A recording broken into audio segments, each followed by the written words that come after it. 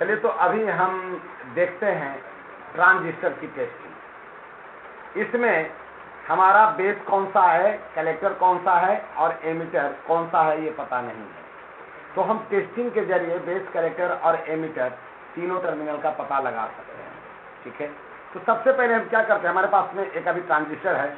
सबसे पहले क्या करते हैं कि मल्टीमीटर को डायोड रेंज पर सेट कर लेते हैं। ये मैंने सेट कर लिया डायोड रेंज पे, और मल्टीमीटर के किसी एक प्रोब को ट्रांजिस्टर के किसी एक टर्मिनल से कनेक्ट करके उसे हम मान लेते हैं कि बेस है, और दूसरे प्रोब से जो दो टर्मिनल बाकी बचा हुआ है उसको बारी बारी से कनेक्ट करके हम चेक करेंगे। अगर दोनों पर कम अंतर का वैल्यू आ जाता है तो जिसको हमने बेस माना है वही हमारा बेस होगा। बेस पर यदि ब्लैक प्रोब रहता है तो वह ट्रांजिस्टर पीएनपी होगा।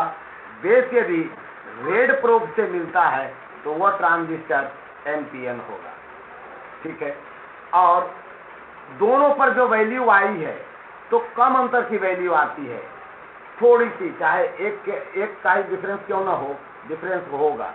तो जिस पे ज्यादा वैल्यू आता है वह टर्मिनल हमारा एमिटर होता है, और जिस पे कम वैल्यू आता है वह टर्मिनल हमारा कलेक्टर होता है। तो देखते हैं, चलिए ब्लैक प्रोब लिया है मैंने, इसको बेस मान लिया।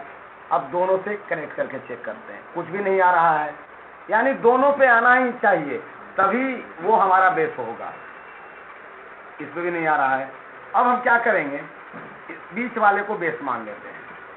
आ रहा है, वैल्यू तो आ गया इस साइड। अब दूसरे को चेक करते हैं, वैल्यू नहीं आया तो भी हमारा ये बेस नहीं हो सकता। अब तीसरे टर्मिनल को हम कनेक्ट करके बेस मानते हैं। इसमें आ रहा है, दूसरे पे नहीं आ रहा है। ये 3 बार टेस्टिंग हो गई। अब हम फिर क्या करेंगे, प्रोब को एक्सचेंज करके चेक करेंगे। ठीक है, अब रेड प्रोब से बेस मानते हैं। मान लिया बेस है, वैल्यू आ रहा है, इस पे भी वैल्यू आ रहा है, यानी दोनों पे क्या है, वैल्यू आ रहा है। तो अब ये बेस हमारा हो गया जो कि मैंने रेड प्रोब से माना है।